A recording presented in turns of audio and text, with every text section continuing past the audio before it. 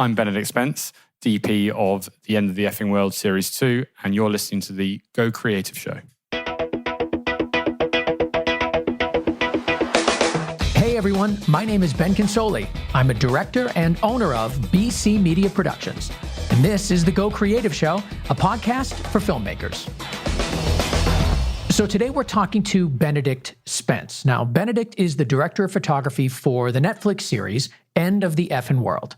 And we have a really interesting and different conversation on this episode than really we've had with any other DP, because Benedict basically walks us through his show rules. Now, we've referred to this as a lookbook or a show Bible in other episodes, and a lot of DPs use this to maintain consistency across all the different episodes, especially when you're working with other directors of photography.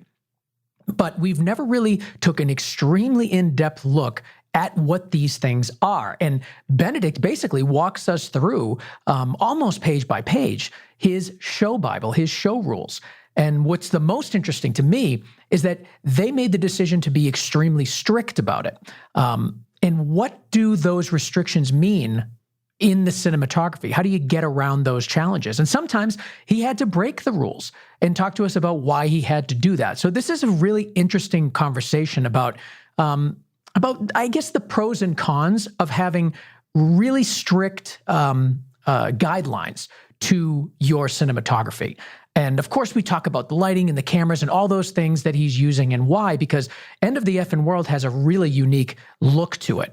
And what you're going to be surprised at is how simple these scenes are to light sometimes. Like, his simplistic approach will really shock you. So I'm sure you can tell that I'm excited to share this interview, and I know you guys are going to absolutely love hearing from Benedict Spence. But before we get there, a couple of things. OpenReel is giving 10% off to Go Creative Show listeners. So OpenReel is what I use for remote production with iPhones, and I suggest you check it out. If you mention Go Creative Show or my name, Ben Consoli, you get 10% off. And Soundstripe is offering 15% off to Go Creative Show listeners by using the code Go Creative Show at checkout. Now you can go to gocreativeshow.com/Soundstripe. Let's dive right in, because there's a lot to talk about, and I can't wait to share this one with you guys. Benedict Spence, the cinematographer and director of photography for End of the Effing World.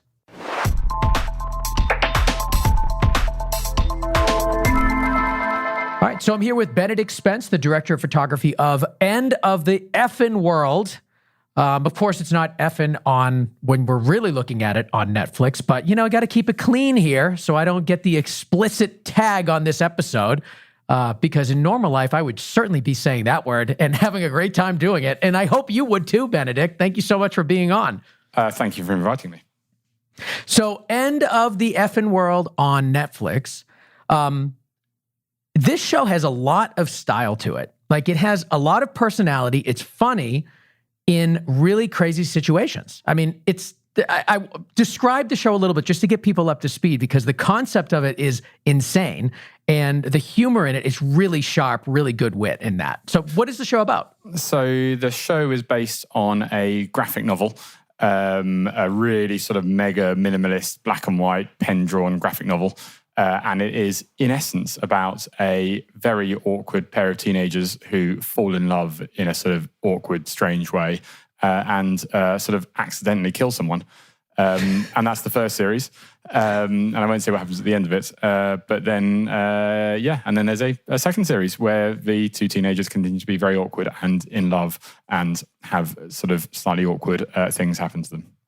Well, this focus on awkwardness, I think, is important, but it's awkward in a different way. Like, the main character, or one of the main character, James, he's 17 years old, at least in season 1. He's pretty sure that he's a psychopath and is kind of on this quest to murder somebody in a way. And you're sort of creating this mood in the show where he is awkward, but you kind of have to toe this line where you need to project him in a way that is familiar to us as the way like a psychopath would act, but he kind of isn't one. So it's this really weird paradox between giving the audience what they expect from a main character who is a psychopath, but also letting the character sort of develop into one in a way. It's a strange it's a strange line to be on, I think. And I'd love to hear about what sort of decisions you made in the cinematography to kind of make that happen. Yeah, absolutely. I mean, where should I start? All right. Well, let's start in the idea that there are certain expectations of what a show or a movie about a psychopath looks like, and what does that mean? And did you take into account any of those kind of preconceptions when thinking about the look of your show? The honest answer is no. I mean, poor James. He says he's a psychopath, but really he's a sweet kid underneath. And then I don't want to give him too much away, but if you get into the second series, he is a broken person. We destroy young James, and so this kid who wanted to just his one dream was to be a psychopath and kill someone. By the time we get sort of hip deep into the second series, we have really torn that out of him. But I sort of, for me, the show is more about a love story. For me, the show is more about Alyssa and James falling in love, and that absolute awkwardness, and that sort of they both come to an understanding separately about what life's about from falling in love with each other, and life is the opposite of what they both thought it was. And for me, that's the sort of key to it, with an accidental killing on the side. Of course. Just that pesky little killing that happens along the way. Just one little killing. Although I don't want to give anything away, but yeah, I think I probably have already. Now, were you involved? It's fine. People in our audience are well aware of the fact that we let spoilers slip out sometimes. But you know what? It's up to them to watch the show. And I'm sure anybody listening to this has at least seen a few episodes to get familiar with the look. You'd think, otherwise they're going to get pretty damn bored. Yeah, exactly. If they stick around for the whole episode, they must have been seeing something. Yeah. Were you involved with the series from the very beginning? I was involved with the second series from the beginning, but I didn't have anything to do with the first series. Which was an unusual thing. I've never done a second series, so sort of to inherit as a DOP, as a head of department, a second series is an unusual thing, especially something which looked as strong as the first series. It did look excellent. Talk to me about the look of the. Talk to me about the look of the first series and how you what did you walk into at the beginning of season 2, and how did you make it your own? Yeah, I mean, I'm going to be totally honest and open with you about things. When I was asked about the second series, I was thrilled because the first series is absolutely amazing. It looks fantastic. DOP called Justin Brown shot the first half of it, and what he did was this like amazing sort of super simple thing. And I was absolutely thrilled to be asked to do the second series. In my first meetings, the brief from the executive producers was certainly, take what happened in the first series and expand on it. They didn't want to get rid of the look of the first series. They wanted to take it a little bit further. They wanted to push that look. So for me, my immediate thing was, I'm going to have a little watch of the first series again. And then it started. And then the next stage was, how can I improve this? How can I expand on this? How can I get my crowbar into this and make it bigger and make it sort of better, although in a minimalist way, because it is minimalist. How do you make something bigger and better in a minimalist way? Well, was there something kind of fun about having those boundaries already set before you started? Yes, yeah, absolutely. And you sort of, I think rules and instruction can be fantastically useful as a creative, sort of to say that's why when I do a commercial or whatever, I pick out references and we go make it look something like this. And the more you can build those references, and in some ways they restrict you, but actually in some ways, you can really creatively dig into something.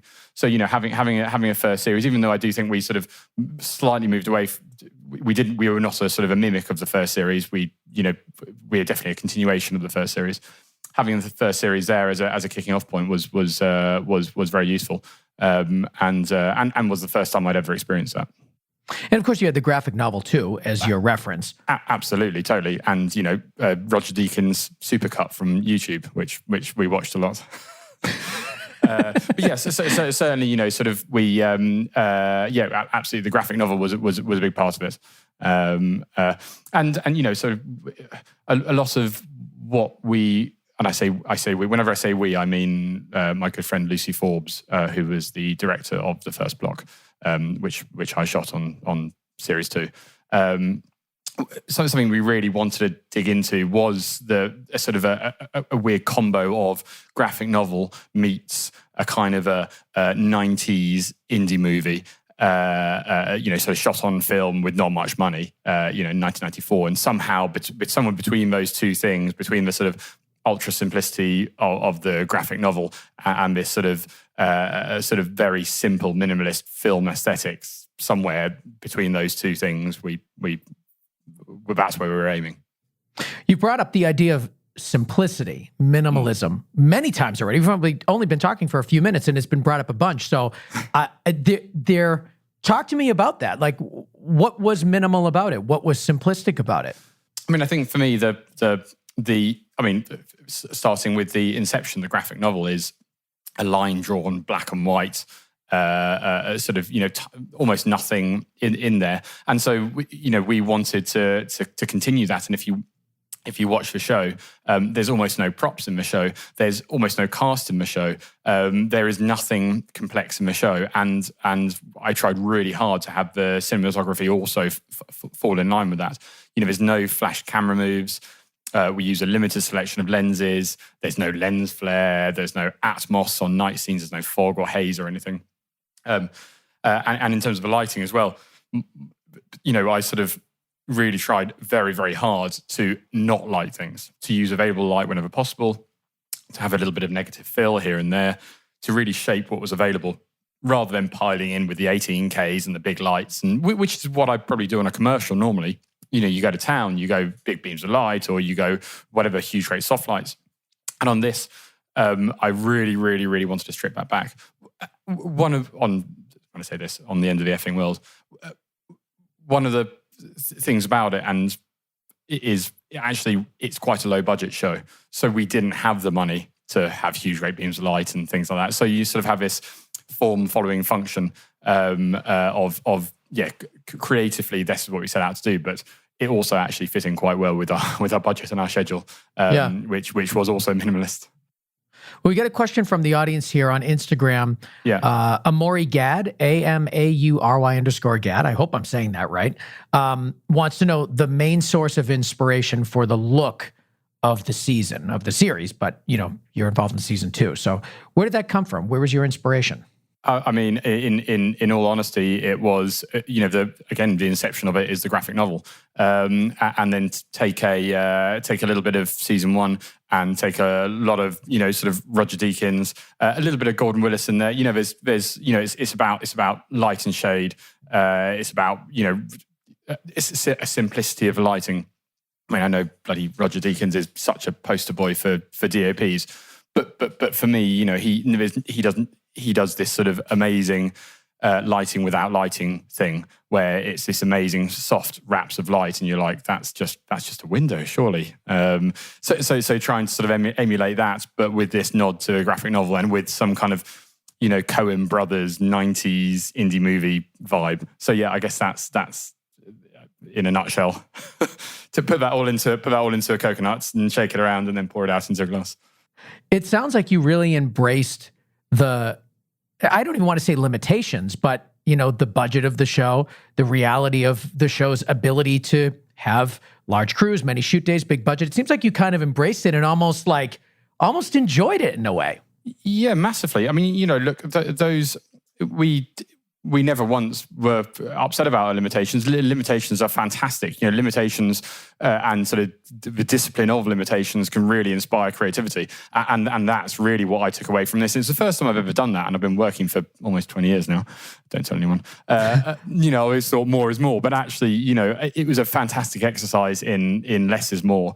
And I really enjoyed it. Yeah, so certainly, I've forgotten what I was talking about.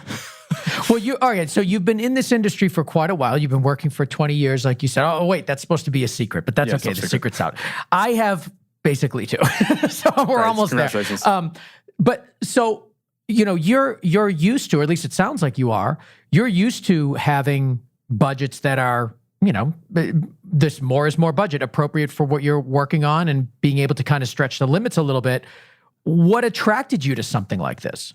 Well, I mean, it's an amazingly cool story. In all honesty, I've done TV shows which have been lower budget. My drama background is mostly comedy, where the budgets are exceptionally low. Yeah. But most of the time, I work in commercials where you're almost expected to order more lights. You almost need to have those lights, even if they're just sitting on the truck. And that's definitely a more is more thing. The client wants to see all these things out. So what attracts me to the project? I mean, it's an amazing story. It's so well written. Charlie Cavell, the writer, is absolute genius. And absolutely, the first series is fantastic. My good friend Lucy Forbes was directing it. I mean, what's not to love? Yeah. And again, the beginnings of he's got a fantastic cast. The beginnings of all of the basics of the idea of it are fantastic, and therefore, absolutely, of course, I want to work on it. Yeah.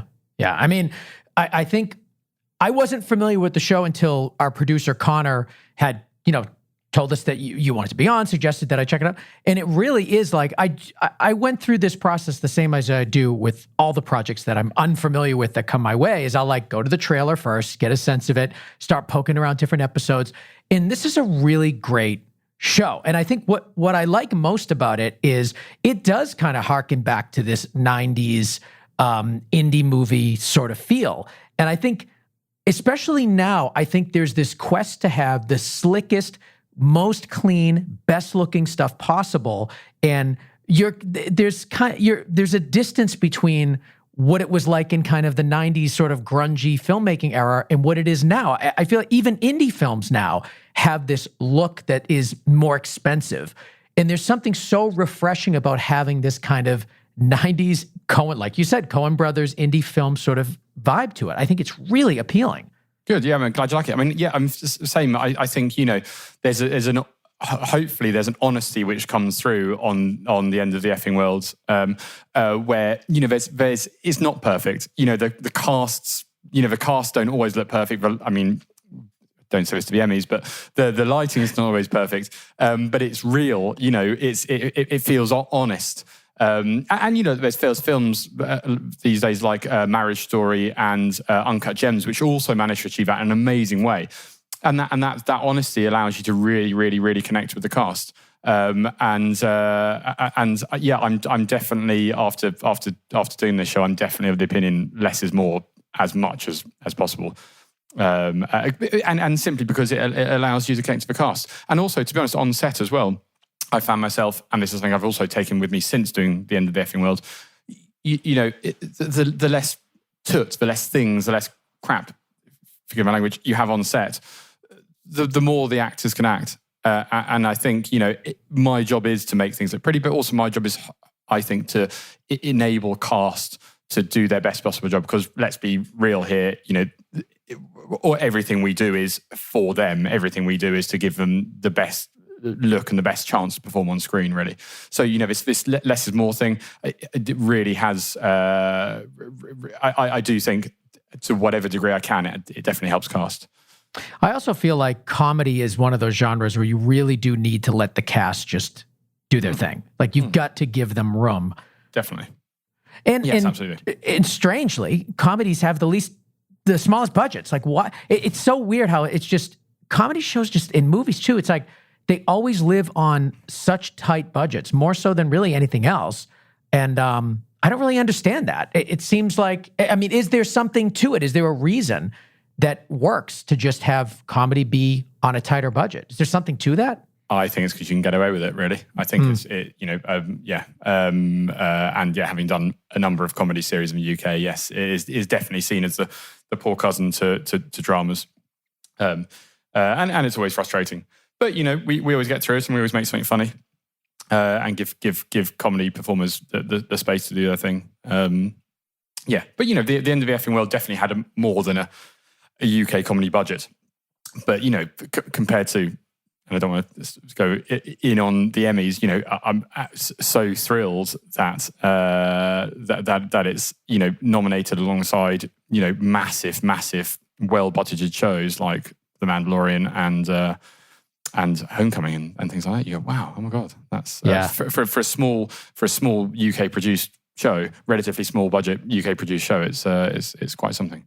I'm actually surprised it was. I'm surprised we were talking about budget because it doesn't look like that. Like it looks like it looks like everything is purposeful. Not to say that it's not, but it looks like budget went into making it look this way. And it's interesting to hear from you about the restrictions that you had, and also kind of your way of working within them. And I want to transition our conversation into your show rules book, kind of this.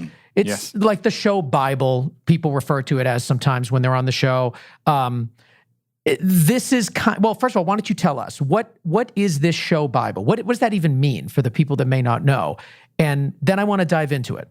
Yeah, absolutely. So, I mean, the background of it is that Lucy Forbes, director, a good friend of mine, a long-term collaborator. I've been working with her for 12 years, I think it is. Before we got The End of the Effing World, we shot a show called In My Skin. We shot a pilot called In My Skin. Again, exceptionally low budget. That pilot got her The End of the Effing World, and it got me The End of the Effing World. In order to cope with the restrictions on that show, we came up with what we thought was absolute genius at the time. It turns out everyone does it. A rule book, a shooting rule book with sort of 10 rules which would always obey. And it made live shooting that show a lot easier, and it gave it a bit of style. And so when we got The End of the Effing World, we decided to do exactly the same thing, which was to come up with quite a strict rule book with a list of sort of visual rules which we would always follow. It turns out that people do that all the time, apparently. But we were we were very tough with it, but also exceptionally strict with it, and we stuck to it almost 100% for The End of the Effing World. And those sort of limitations, you set yourself these limitations, and the limitations give a style, and it forces you to work creatively within those, and it's just such a great way of working. I would highly recommend it, and I've got in front of me a 19-page rule book. Also, the rule book, which is also very handy, is so I shot the first half of the show. Another DOP called Ben Todd shot the second half of the show, and this rule book allows you to do a handover to the second block and say, look, this is what we're doing. So you have some continuity of style, and with the other DOP or other DOPs on bigger jobs working within that. You came in on season 2. Now, I know you developed a rule book for season 2, but did you have anything guiding you from season 1, or were you able to just kind of start from scratch on your season? We had a couple of little notes from season 1, but certainly no rule book. But obviously we've got the show to look at. But we were generally left on our own to our own devices to come up with a rule book for season 2. All right, so let's kind of walk through it and tell the audience what is the makeup of this rule book and what kind of things are you putting in it? So, I mean, I can literally go page by page. I'll skip out a couple of little super top secret things. I mean, one of the most obvious ones about the show, and this is something which we did take from the first series, is the central framing. Everything is bang in the middle of the frame, right on the crosshairs in the camera. And that is taken from the graphic novel itself, where it's super simple, super graphic, everything is right in the middle of the frame. And I think we sort of develop that slightly in the second series. There's occasional times, and there's a photo in the rulebook, which no one can see, but where we actually also centrally framed on empty space sometimes as well. Between two characters or whatever to show a separation. So it's a really simple, powerful tool. It also really helps with the cut as well. Your eyes aren't darting around the place when you're watching the show. Your eyes are just in the center of the screen, and it just makes a very easy watch, as well as being super graphic. So even dialogue between two people, when you're going, one person to the next, you're keeping them center frame. Bang in the middle every single time. Every last single thing in the show is centrally framed, pretty much. So that's a really easy sort of style point, which hopefully, if anyone's watched the show, they've seen. But if not, surprise, it's centrally framed. Well, something is interesting about that to me, because you had mentioned it's really easy for the edit, which makes sense, and easy to watch. But I think people are more familiar with, or even expect to have, if someone's kind of off to the left-hand side, they're looking to the right. If they're off to the right-hand side, looking to the left. So classic throwing people in the center, as much as it is easy to edit and easy to watch, there is something different about it. It feels a little, almost like, it's not off-putting, but you're noticing that something is different. It's definitely isolating, That's the word, isolating. And I think all these every character in the show is awkward and isolated and full of angst and whatever. So it definitely helps that. It absolutely does. It's a weird thing working on a show like this for sort of 3 months, where you are always centrally framing, and then you come off it and go into a commercial and you frame to a side and you're like, this looks so weird. Why am I? This is awful. Like you get so trained to do this one thing over the course of a shoot, and the second you go on to another shoot, you're like, this is terrible. This is not centrally framed. I think I had dreams about not centrally framing stuff after I finished the job. It's very strange. That is crazy. Yeah, I like the approach. I think it's really cool, and I think that it makes that the word isolation was exactly what I was looking for. Like it makes everybody feel alone in the frame. Which is a really, it makes sense for the storyline. It makes sense for the character development, but it's just a unique take on it. I really like that a lot. All right, so kind of scrolling through your document here, you have some notes about, tilting, establishers, moving the camera, all that stuff. Mm-hmm. Talk to me about that a little bit more, and what those decisions were and what they mean. Why did you choose them? So these are definitely of Lucy Forbes and mine own devising. I'm looking at the page right now. So number one is zero tilt. So it's very rare that we look up or look down at anything. The camera's almost always zeroed on its tilt. And that's just a minimalist thing. That's just a minimalism. The camera's always an eye line. The camera very rarely looks up or down at anything. Just pure minimalism. It's like they just plonk the camera there and it's going straight on. That's how it is. No establishers. That was an important thing for Lucy and I. There's no shot of the apartment in Friends with a bit of music over it. There's none of that crap. There's no fat to trim on the show. Partly because we didn't have time to shoot any establishers, but also partly because it's why are you showing an exterior of this place? Where's the character development there? And another big one then there is minimize operating. Tried really, really hard not to operate the camera, not to stick with people, not to pan around. There's a few moments we just have to, but for the most part, that camera is locked off. It's almost like I get worried that people think I'm being lazy when I have these rules. Definitely not being. When I'm on set, I'm just standing next to a locked-off camera. And everyone's like, oh, what are you doing, Ben? You're just standing there staring at the camera. Do something. Point it, please. But actually, all these things combine and all these things are actually not additions. These are actually, we're subtracting stuff. So we're subtracting the ability to tilt the camera. We're subtracting the ability to operate. We're subtracting the establishers from the show. And all these rules are making things simpler and more minimalist. And that was the goal with them. And that gives the show style, and then also forces you to think creatively when you really want to tilt. The next one is, I've never referred to it like this before or heard it referred to like this before, but your framing is called nipples and up. Yeah, absolutely. So, there's a number of reasons for this, really. One is to help. Yeah, so there are no close-ups in the show. There's one or two, but for the most part, there's no close-ups in the show. It's not a close-up show.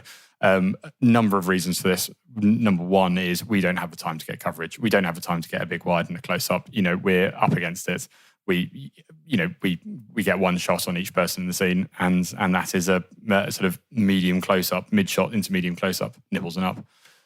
From mind of things, I think it's a very cinematic way of working. For me, classic cinema is not about massive close-ups, not on a 50-foot screen. It's about the mid-shot. And I think it really lends itself to that. And the other one is to isolate people in frame again. If you're in a big close-up, there's no space around them, there's no isolation.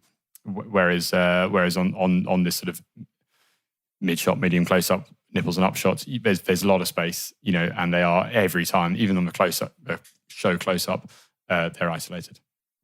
And I think now I haven't seen every episode of the whole series, and so I might be wrong, but of what I did see, I think not getting that close, I noticed it. Before even looking at your rule book, I absolutely noticed that. And what was interesting to me is this idea that you can never, you never feel like you're completely connected to the characters and like totally understand them. There's always this disconnect where they can do things that are unexpected because you have no expectations. You're not able to get close to them, literally and figuratively. And as an essential fact, we're not close to each other either, because there's almost no over-the-shoulder work. It's almost always clean singles. I'm surprised we haven't got that on the rule book, really. That's a weird thing. So, there's no over-the-shoulder shots. Everyone's got their own clean single. When you have a dialogue scene, the camera's in the middle of the two casts. It's not over the shoulder. It's not back on a longer lens over the shoulder.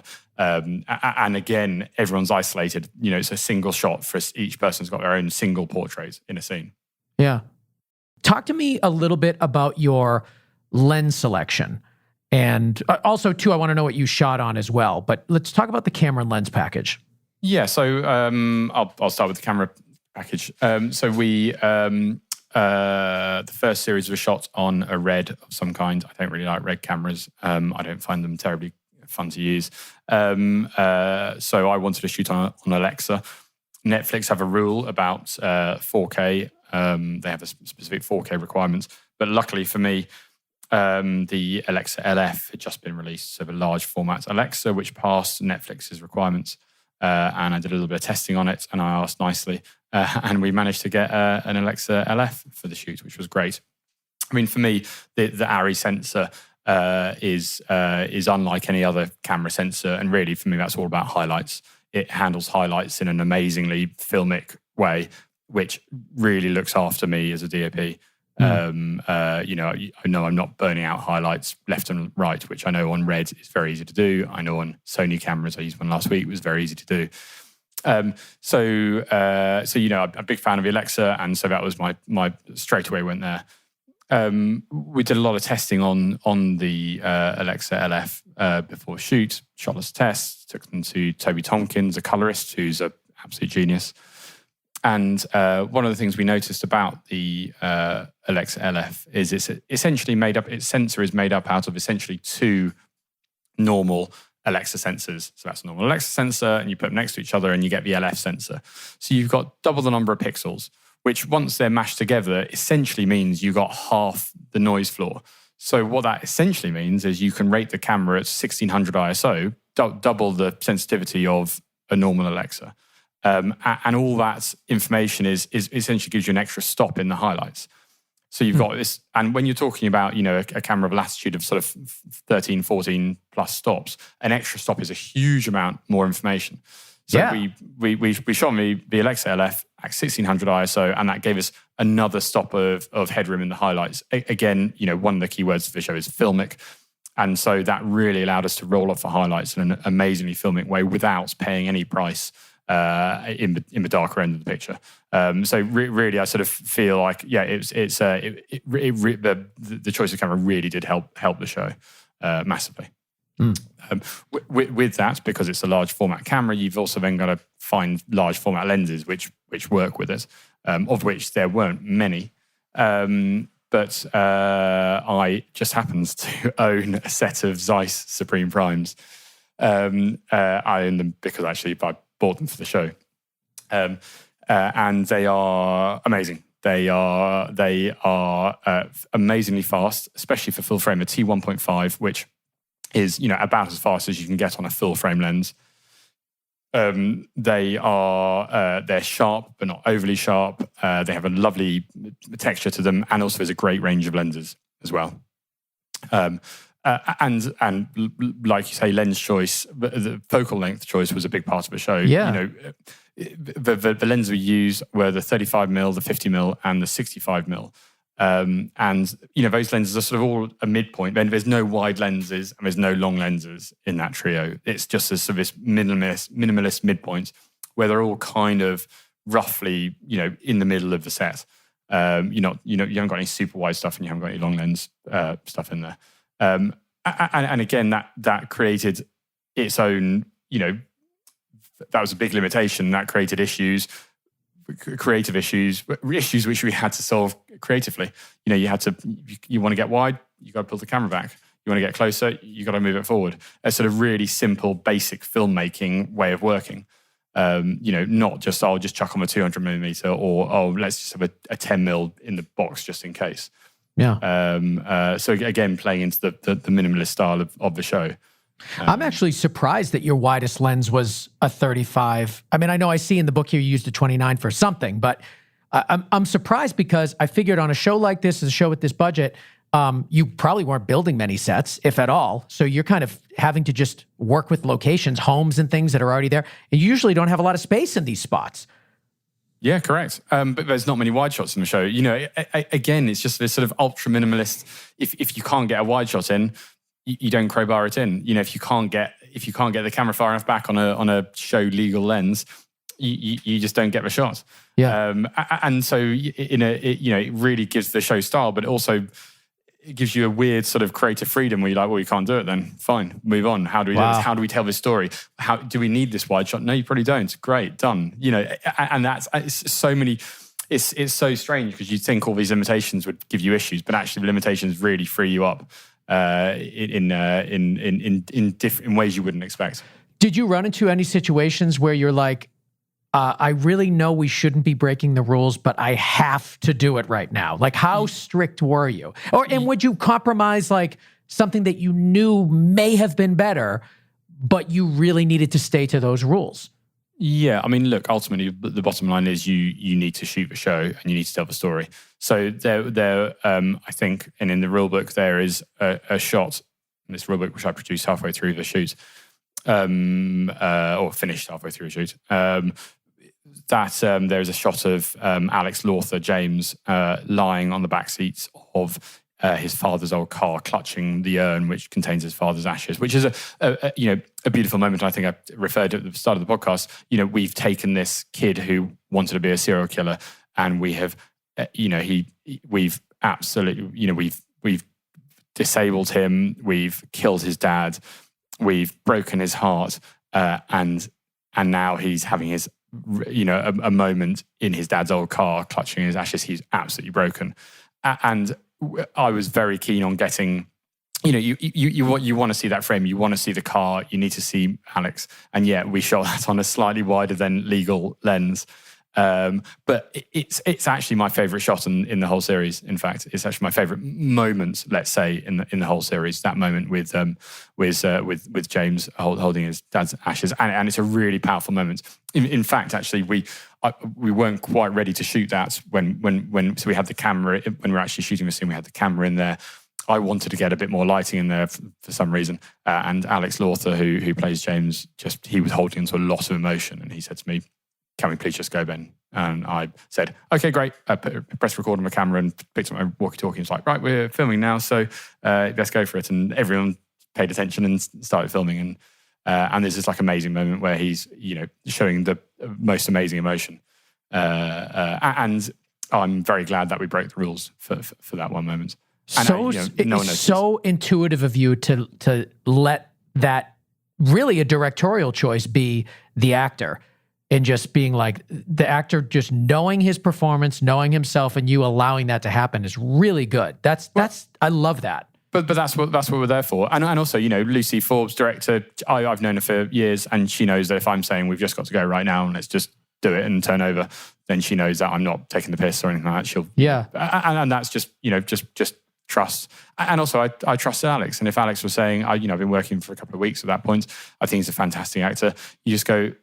In all honesty, actors do something which I could never, ever, ever, ever do. I am constantly baffled by their ability to control and hold on to emotions and things like that. And it's truly fascinating for me as a quite awkward science fiction geek that they can do that. So at that point, I was like, Alex, if you need this, we'll do it. We're all there for you. We can just make it work. Let's record and let's go, guys.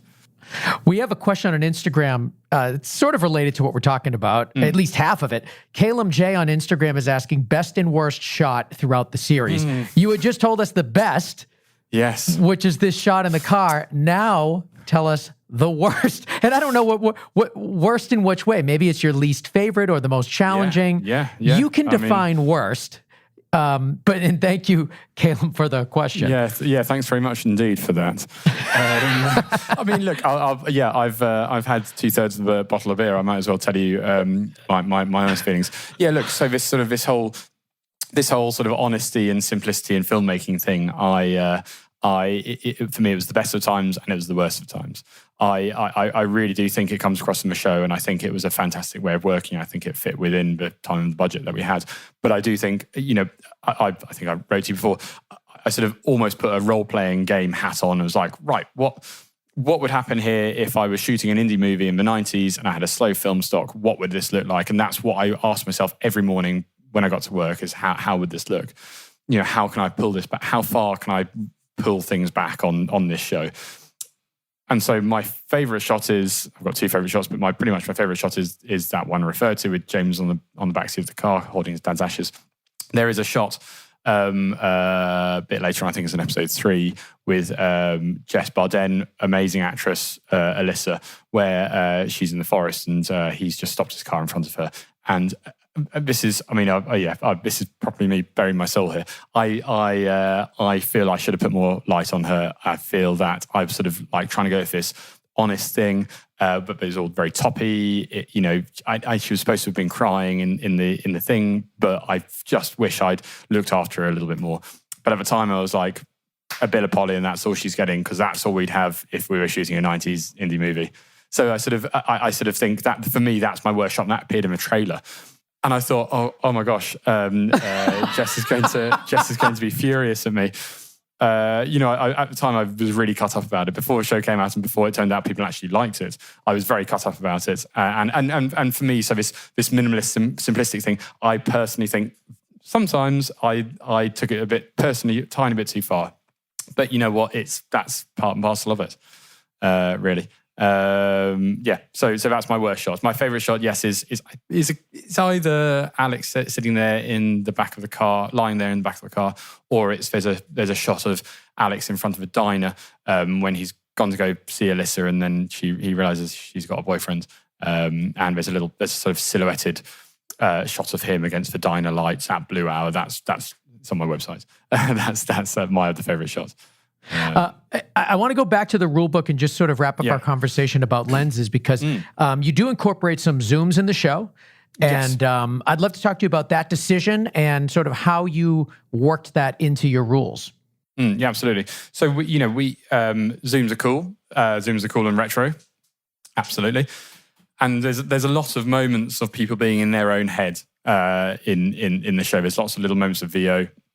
And really, that's when we wanted to bring a zoom into it, and obviously those zooms would chew through all the different focal lengths, so they would be out of that control. But yes, there's lots of times where the casts are in their own heads when they've got some VO going on, where a slow zoom in feels pertinent, and we chuck that in there because they're cool. Talk about filtration. What were you using on the lenses? So we used actually one of the things was from the first series, which I have been sworn to secrecy about, which is the filtration, which is a vintage filtration. But I have been specifically asked not to tell everyone about that, top secret. But one of the things which I brought to it, which I was really keen on, was a polarizing filter. Normally people think about polarizing filters to cut through reflections, to make the sky bluer, to cut through water, things like that. But actually what I really like about polarizing filters is when you use them to mattify the skin, so to get rid of shine on skin. So we had essentially sort of 98% of the time we had a polarizing filter in, and I could use that to control the shine on people's skin and also to control backlight, because the show is not a backlight show. The show is a simple key light. That's it. There's no sort of Michael Bay style backlights on people. Sometimes you can't always control that. So the polarizing filter allowed me, you can't control it with lighting. So a polarizing filter allowed me to dial out backlight and also just to mattify skin and give people a more graphic look. And I think it definitely worked. We had to get rid of it a few times when we didn't have enough light on night exteriors, because obviously you lose a stop from polarizing filter. Yeah. And there's a couple of times I was right up against it and had to pop it out. Let's talk about the lighting approach to the series. And there's certainly a lot of information here in the rules guide about, different color balances and your blue, your sort of magic hour type stuff, moonlight stuff, blue light stuff. But I just want to get a sense of the overall philosophy of the show, and maybe you can bring up a couple instances of maybe where you broke those rules. Yeah, absolutely. So again, it was a minimalism thing, and for me, really, I tried hard not to light stuff, to light without lighting, and this is where my Roger Deakins reference comes in. Obviously, poster boy for every DP in the world. I sort of really wanted this to feel like it wasn't lit. And so a lot of the time, actually, it was just a matter of standing people in the right places to catch available light, to bring in a bit of negative fill in places, or occasionally to rely a bit harder on practicals in the scene. But really, for me, it was very rare that I got more than one or two lights out of a truck on each scene. Very rare. Wow. And to be honest, my general feeling was I would rather get out one light and have it absolutely perfect, have it exactly the right level, and just play around with it a little tiny bit and get it exactly the right place and get the exposure absolutely unbelievably bang on, and everyone's happy with it, than to get out two lights and them not to be quite perfect. So really, that was for me that was a really important point. And I said again, minimalism across every single department. Pulling everything back and just making that one light really, really good, or making that one angle really, really good, rather than getting loads of different angles and close-ups and wide shots and things like that. So yeah, sort of minimalism, taking its cue from the graphic novel, just absolutely across the board. Do you absolutely have to do that? No, then just don't do it and make what you've got even better.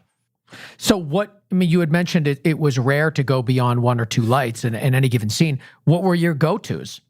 All sorts. I love, again, with the minimalist hat, I love China lanterns. They're fantastic. So if no one knows what a China lantern is, a paper lantern, it's like something you get from IKEA. Yeah. Really simple. You can put a 100-watt light bulb in it or a 300-watt light bulb in it. You can get them quite big. I have a system called the Lantern Lock system, which is a sort of professional version of it, but essentially it's a paper lantern. You can run them on dimmers. They look amazing. They're soft like a Kinoflow or whatever you want to use. They're soft like a professional film light, but they feel like a practical as well. So I use those a lot. Actually relied on LEDs quite a bit as well, especially for night exteriors. Just because they're simple to use, they're quick to adjust.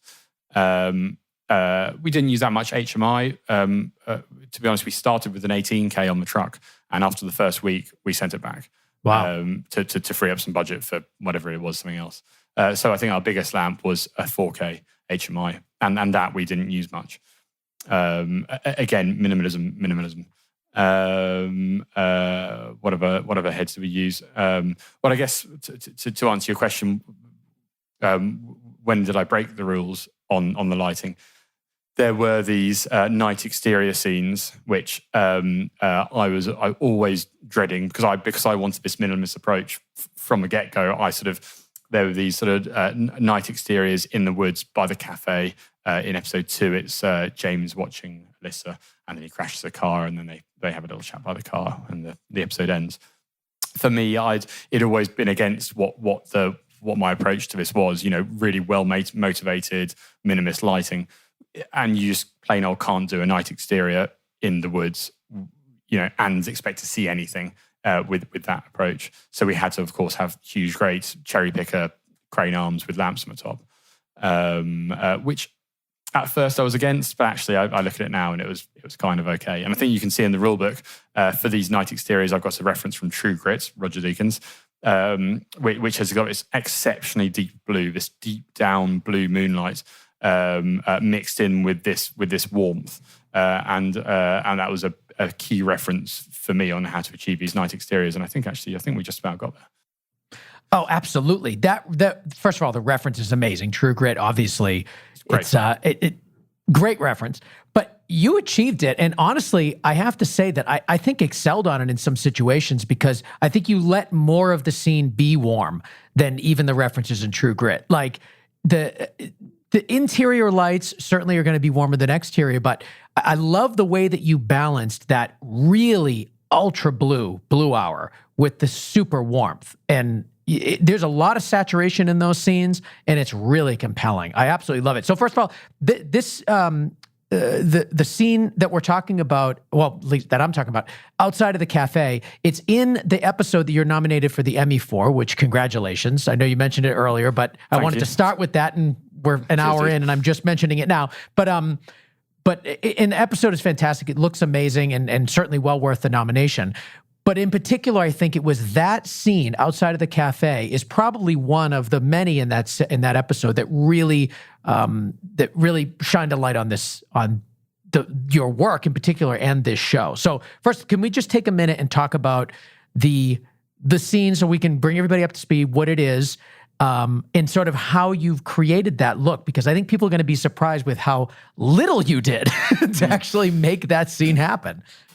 So I mean, it is one of my favorite scenes in terms of how it looks, but also in terms of what we do to poor James. So it's at the end of the whole episode is essentially one big montage, but it's at the end of a long montage where we've disabled him, we've killed his dad, and we're just breaking his heart at that exact moment.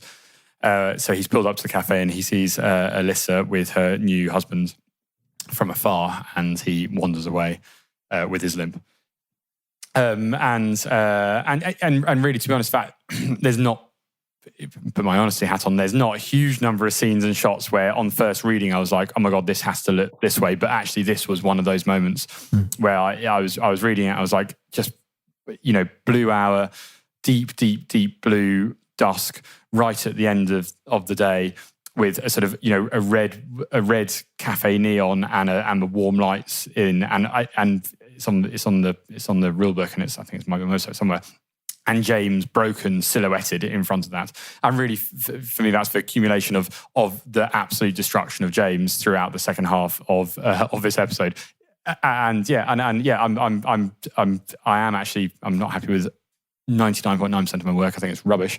But that scene is actually something which I'm proud of, with almost no lighting. I think there's 5 shots in that scene. They're all at blue hour. We got them all at the same time, and really all it was some simple minimalist, as a word again, filmmaking. We communicated what we had to achieve in the time. Blue hour lasts 20-25 minutes. There's a lot going on there. There's stuff coming out of a chimney. There's cues for Jess Barden. There's cues for Alex. There's emotion to be had. But we talked it through. We talked about what shots we could achieve, perhaps with a slight trick of the white balance, looking away from a cafe right at the end of the day, after the sunset, and then what we'd need actual real, honest to God, blue hour for. And then we sort of, as the light faded on blue hour, obviously you can just open up the camera. But then all the practicals get much brighter. So we had to have all the practicals in the cafe, which was a set build, wired up, and all the neons in the cafe wired up. And as the light dropped, and as we got take after take and shot after shot, we'd have to dim those down as well. And then a little tweak on the white balance, a little tweak on the sensitivity on the camera. So I'm riding it all the way into nothingness. So yeah, but in terms of I think that's a sort of a very good example of how we shot the show, which was simple filmmaking ideas, which anyone can do. Obviously, we had a cafe wired up, but we didn't have dozens of HMIs and hundreds of tungsten lights and sky panels everywhere. We had none of that stuff. There was no actual lights on set.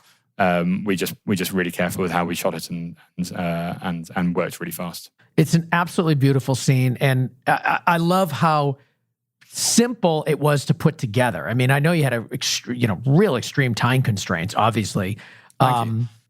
But, and it's weird. That actually reminds me.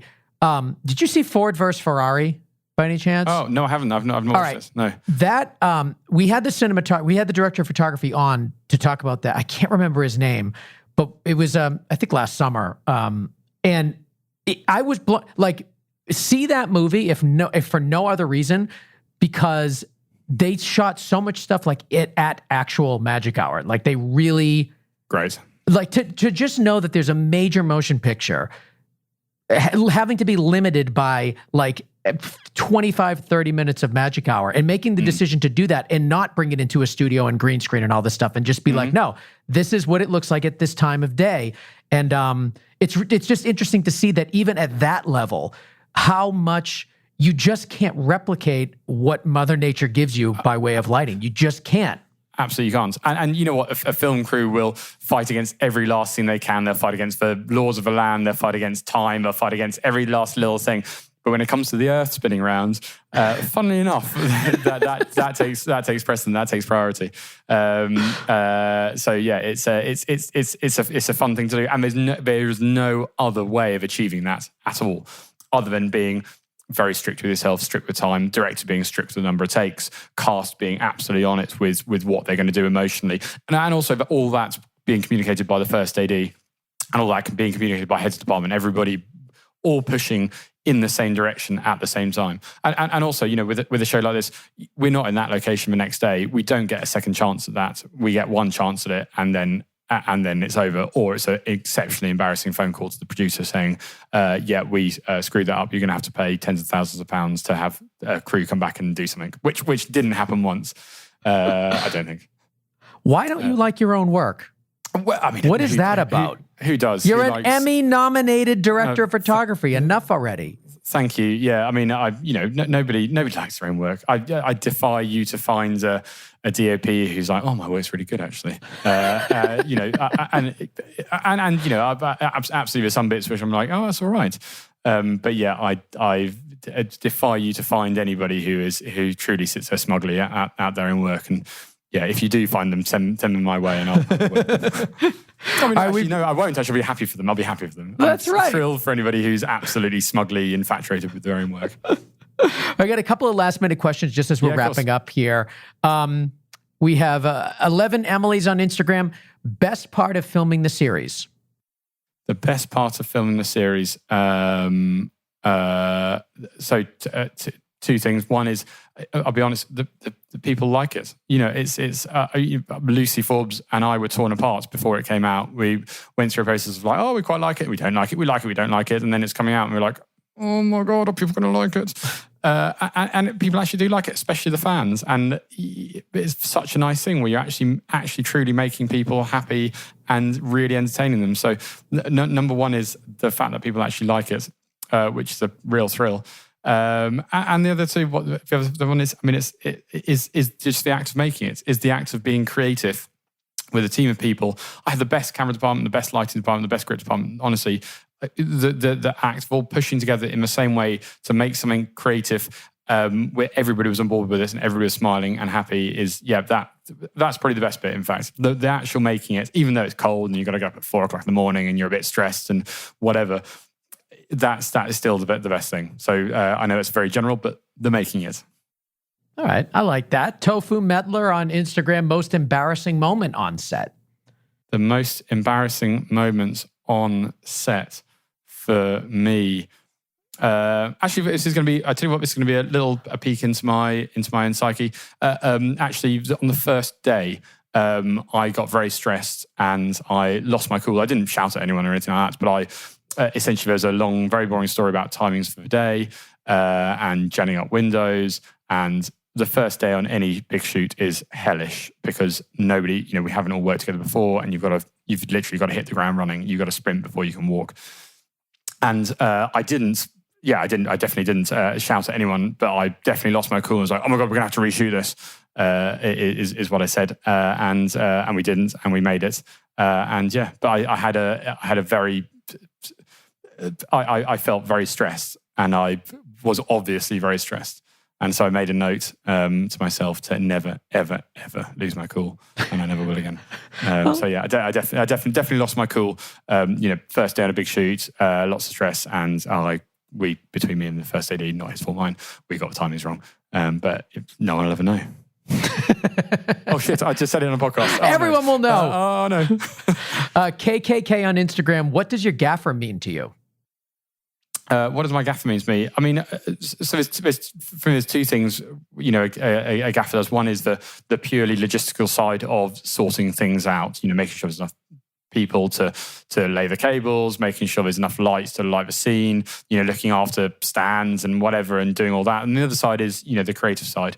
And I was very lucky I had two gaffers on this project, both of whom, essentially what a gaffer wants, and this, what I think a gaffer wants, I don't want to put words in their mouths, is, the big show where they got all the 18Ks and the soft suns and all that kind of stuff, where they do big lighting setups. And both my gaffers on this, Ollie Wickman and Gavin Waters, were definitely bought into the less is more view on this. It might take them a tiny bit of time, but, ultimately they both essentially understood the creative brief once we got going on it, and what you want is a gaffer who's creatively on board with you, and who sort of follows your lead and then offers up creative suggestions, along those lines. So yeah, a gaffer's job is twofold. One is to protect me logistically, and the other one is to be on board with the creative and help us achieve that and come up with good ideas. And I was very lucky with both my gaffers on this, who did both of those. Somebody wants to know, if you had a choice, if you had to choose someone from the crew to live with, who would it be? It's from Addy Zombane. I don't know if I'm pronouncing that right, but if you had to choose someone from the crew to live with, who would it be? It's an interesting question. But I actually have answer it. This is hard-hitting questions here at Go Creative This is what Show. people want to know. Yeah, I lived with Dan Villanueva, who was the first AC, the focus puller, who is a genius behind the focus wheel. He's a very good friend of mine. I've worked with him for many years now, a solid 10 years. And I actually did live with him on TV series a couple of months after we shot this, the TV series of In My Skin, which is the thing I shot with Lucy Ford before this. So Dan and I lived together for 5 weeks in Cardiff in Wales, and he was a fantastic flatmate. All right, there you go. So you had some experience with him already, so that's good. And lastly, Blended Tom wants to know when Tail Slate's coming back. Oh, okay. A competitive podcast. Please. Who cares? Yeah, sorry. Well, nothing on this one, of course. It is both Ed and I have been exceptionally busy with lots of things. Ed Moore, BSc, DOP.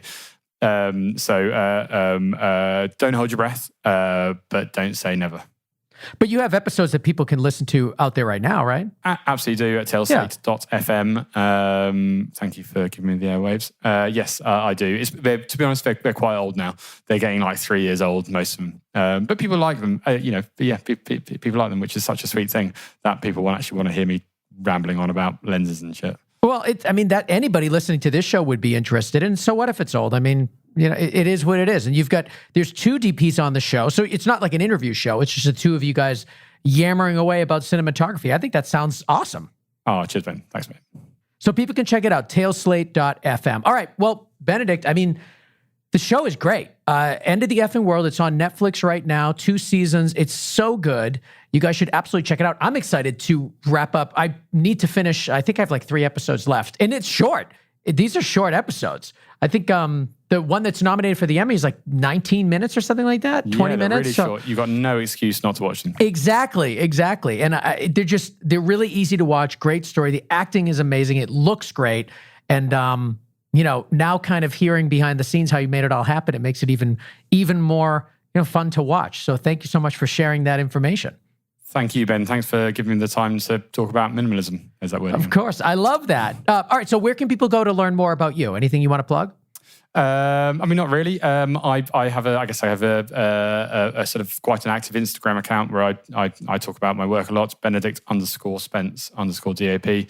Other than that, if there's anyone from Emmy listening, forget about The Mandalorian. It's rubbish. Please vote for End of the Effing World. There you go. Rubbish. It's amazing. It's amazing. I love The Mandalorian. It's actually brilliant. What a great, now that's the perfect place to cut. We're going to cut right after you say it's rubbish, and that'll be the clip that we put out on Instagram. Benedict Spence says The Mandalorian is rubbish. Don't do that to me, please. Thank you so much for being on, and I'd love to have you back for your next project. Thanks, Ben. All right, I want to thank Benedict Spence for coming on the show and talking to us all about his show Bible, his show rules, and of course, how he made the look of End of the Effing World. So it was a great conversation. I hope you guys liked it. Let us know in the comments, and certainly you can reach out to us across all of our social media, Facebook, Instagram, Twitter, YouTube. We're there, we're everywhere. And thank you guys for supporting the show. I also want to thank our sponsor, MZ Education for Creatives, and of course, the people behind the scenes making this whole thing happen. Matt Russell, who mixes and masters and makes the show sound so good. And of course, Connor Crosby. He's producing the show, and you can find him at ignitionvisuals.com and Matt at gainstructure.com. And of course, you can find me at Ben Consoli on Instagram. I've been doing a lot of stuff on Instagram lately, sharing my techniques for remote production, as well as just showing you what we're doing on sets. You know, production is so different now, and it's interesting to see what people are doing, how the rules have changed, and what rules are being implemented in what way across the country, across the world. So I share a lot of that on my Instagram stories. Now, of course, we got to thank all of you as well. You've been sharing, you've been listening, you've kept us going all throughout these past few years, and I can't thank you enough. So head over to gocreativeshow.com for the show notes from today's episode and all previous episodes, and we will see you next week on another episode of Go Creative Show, podcast for filmmakers.